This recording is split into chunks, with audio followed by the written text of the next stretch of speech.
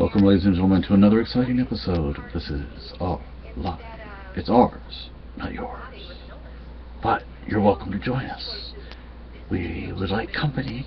If you want to join us, you can come and be a part of our family. My wife over here is watching a video, so we have to be quiet. Because if we're not quiet, we'll get in trouble. Okay, this is actually a serious video. I was a pen pal with a really cool guy named John M. Quintanilla, who took the rap for something his sister did, and the state of Texas killed him for it. Our male cat is named for him. It's named after John. And it was really hard, you know, as the date was coming up, and then when the date, you know, when it happened, it was really hard emotionally. I mean, I became friends with him. He was a really good guy. I mean, frankly, I don't think you're going to come across a guy like that on death row very often. He never asked me for a thing. When I would send him things, he said, "Oh, you didn't have to do that. You don't have to send me anything." His wife says... Is she still getting things, or is she finally caught up? I think she finally caught up.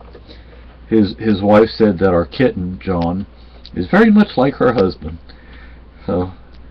And the funny thing is, when he was younger, we called him Rascal, and that was John's nickname. Yeah. Oh, yeah.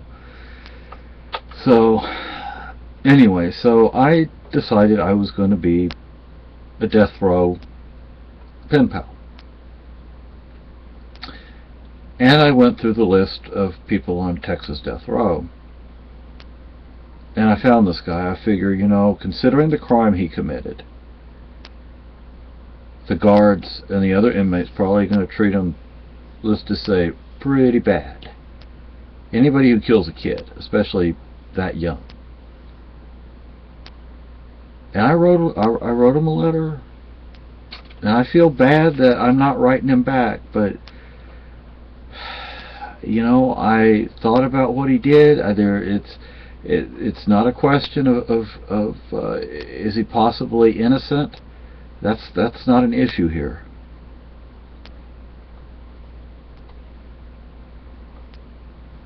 If that was an issue, then I'd have no problems corresponding with him. But it's not an issue. Yeah, I just... You know, it's actually people like him that, in a way, I feel bad for because of what they're going through. But look what they did to that kid. Look what they did to the child's mother. And I just haven't been able to bring myself to send him another letter. His letter's over here.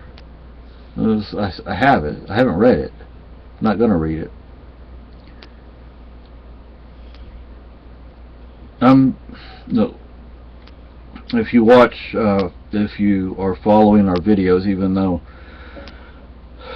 the real serious videos are only recent, since the diagnosis was only recent.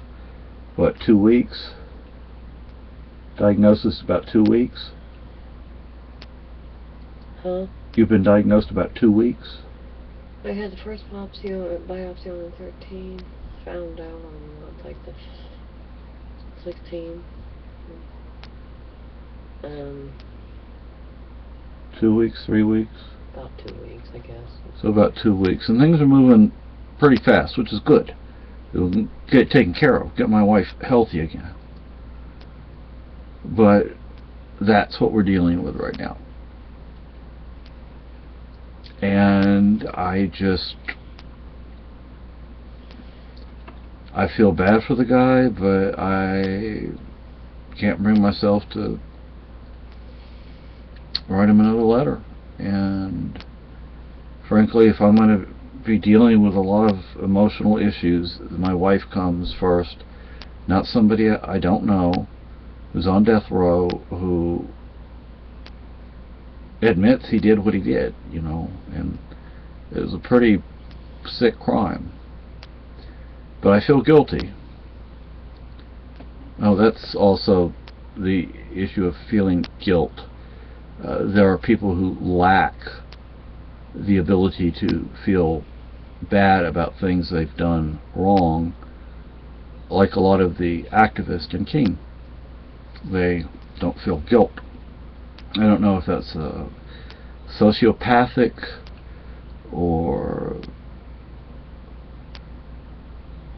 thought disorder or what it is. I think a lot of them may very well have thought disorders.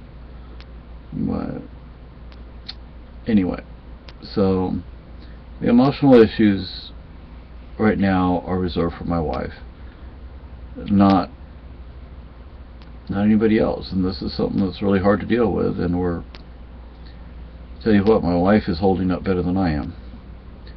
But anyway, that's all I had to say.